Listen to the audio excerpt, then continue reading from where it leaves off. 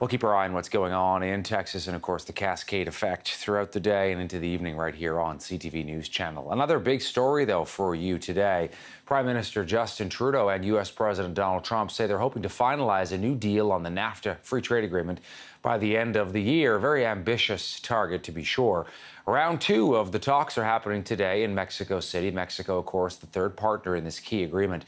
Mexico, though, is suspicious of the goal to strike a new agreement so quickly, and the country talking about a, quote, plan B in case Donald Trump makes good on his threat to terminate the trade pact if he does not get a better deal for the United States. Trump tweeted Sunday that Mexico and Canada are being difficult. The U.S. wants to eliminate the trade dispute resolution process in the agreement known as Chapter 19. Canada's insisting on keeping the trade dispute resolution system, but Canadian wine and dairy are other key issues. The primary focus, though, for Trump does seem to be Mexico, and he seems to be indicating the Mexican deal is the more unfair part of it all. Sarah Goldfeder is my guest. She's a principal at the Earnscliffe Strategy Group and a fellow at the Canadian Global Affairs Institute, coming to us from Ottawa. Great to get you with us here today, Sarah. Thank you.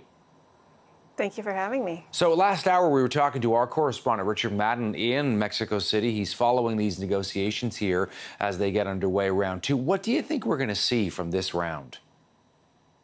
Honestly, I don't think we're going to see a whole lot. I think some of the stuff along the periphery is more interesting in some ways. The labor rally today that both Jerry Diaz, the president of Unifor up here in Canada, and his counterpart in the United States and the United Auto Workers participated in was pretty significant. Can I ask you as well about all the tensions that we're seeing around this? And Donald Trump saying he might pull out of the agreement. The Mexicans not happy about this timeline. Canada's sort of trying to navigate pretty choppy waters. What do you make about all of that, all the language being used around this? So I think there's a lot of posturing, and this is somebody that, in Donald Trump, you have somebody who's used to posturing as part of his deal-making process, and, every single one of those negotiators around that table has read his book on making deals, and they all know his process. I think what the Mexicans have done is state very clearly that this isn't acceptable to them, that if they're not going to be bullied at the table, and I think that's, to be expected. That's the language and kind of the pattern that they've had the whole time.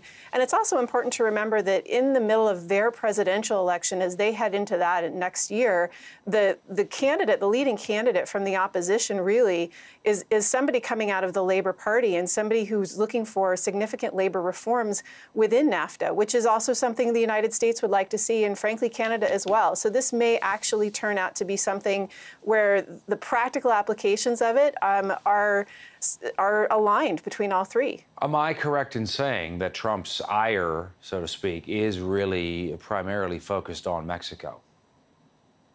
It's focused on Mexico because that's his rhetoric. He doesn't have a great grasp of what trade looks like, what trade actually, how it's actually negotiated. There's a great revealing interview that somebody posted. It was a conversation between him and his chief of staff as John Kelly came in, where he says, I just want more tariffs.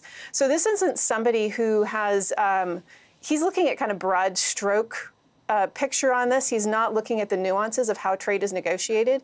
And so while Mexico may be what gets his base riled up and part of his rhetoric, that's not necessarily where the trade negotiators are going to take it. Do you think we have reason to be worried about the outcome?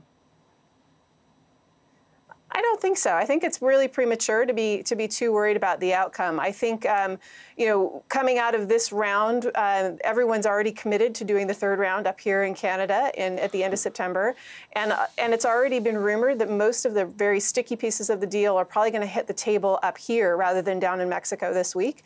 So I think we can expect that this is going to continue. It's going to continue to be dramatic, and there's going to continue to be rhetoric that escalates as the path gets closer and closer to conclusion.